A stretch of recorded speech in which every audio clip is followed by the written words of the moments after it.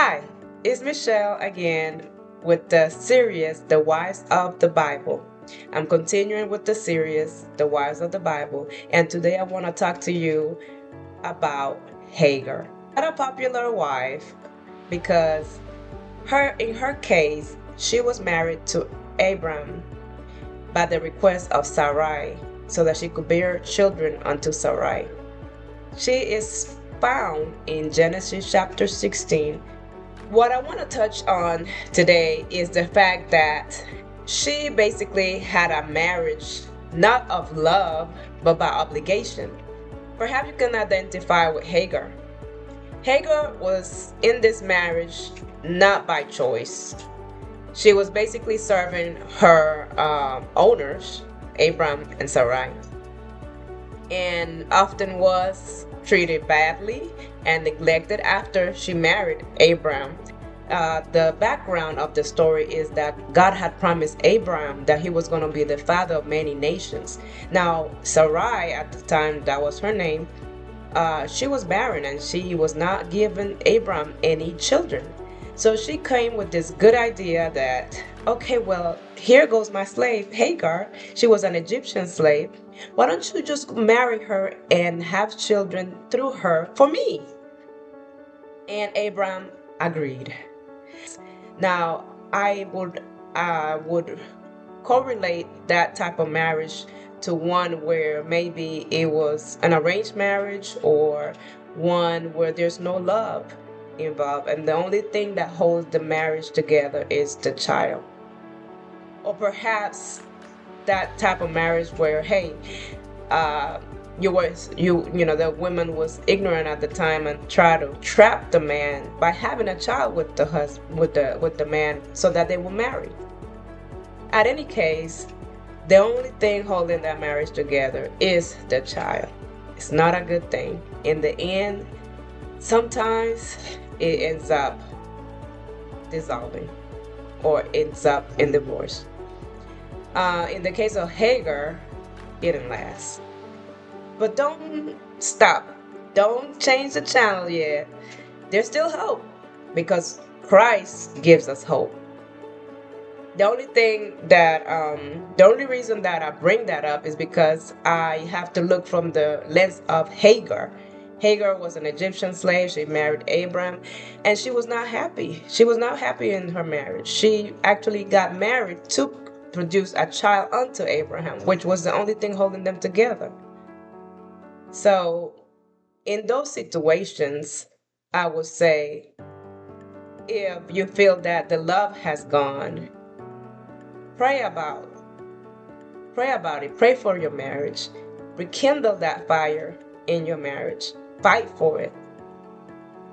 Hagar was being mistreated by her mistress Sarai. So then she went running away. She ran away, and the angel met her in the desert and gave her a promise. The angel told Hagar, well, you are pregnant. Return back to Sarai and serve her, because the child that you are pregnant with will one day be a wild donkey of a man. What this really meant is that her son, although she was a slave, her son was going to be free, and no one ever was going to be able to capture him and enslave him. He was going to be free. He was going to be, a nation was going to come out of that child as well, as the angel had promised. So perhaps you are that type of wife where you're staying in the marriage, not happy, but for the sake of the child, you are enduring the suffering and the unhappiness. Your needs are not being met, and the only thing holding the marriage together is the child. I pray for you. I pray that God can come in and do a miraculous turnaround in that relationship, that your husband can love you as Christ loved the church, and you can continue to honor your husband. But at any case, the bond that is made through a child is not strong enough to keep a marriage together. Each person has to do their part. And I'm not a marriage counselor, so if you need counseling, seek the help of a marriage counselor. But The reason I'm bringing up Hagar is because she was one that was in a marriage which was miserable. She left, she ran away, but came back. She felt that, well, for the sake of my child, I'll return because I know that he would have a future. So sometimes women marry for the sake of their children. They will stay in unhappy situations so that their children will benefit. So they will have a future, so that they will have a relationship with the dad. I'm not sure if you're in that situation, perhaps. I know that God hates divorce. Won't recommend getting married for the sake of your children. But if you're already in that situation and you're fighting for the sake of your marriage, then I applaud you for fighting for your marriage. What we can really learn from Hagar is that she was willing to put herself second for the sake of her child's future.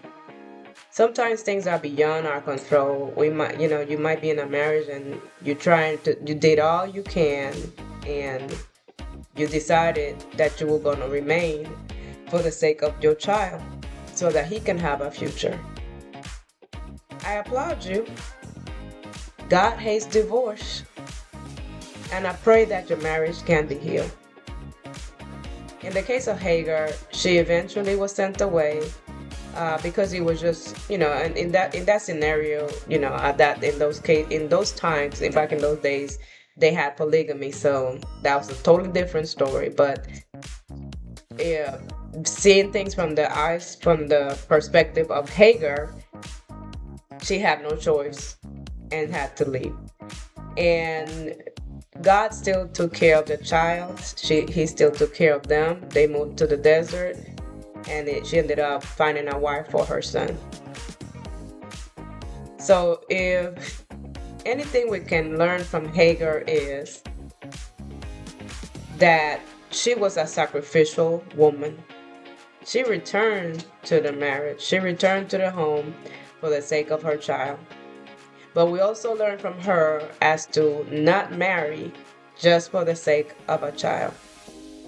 Not to trap a man by a child. And if it started with love and now the only focus is your children, keep in mind that the children will grow up and eventually will go and have their own lives, and all that will be left are two strangers living under one roof. Take care of your marriage, nourish it. Don't neglect it. Don't let the only focus be your children. Nourish your relationship and ask God to be the center and lead you in wisdom as you navigate your marriage. Have a blessed day.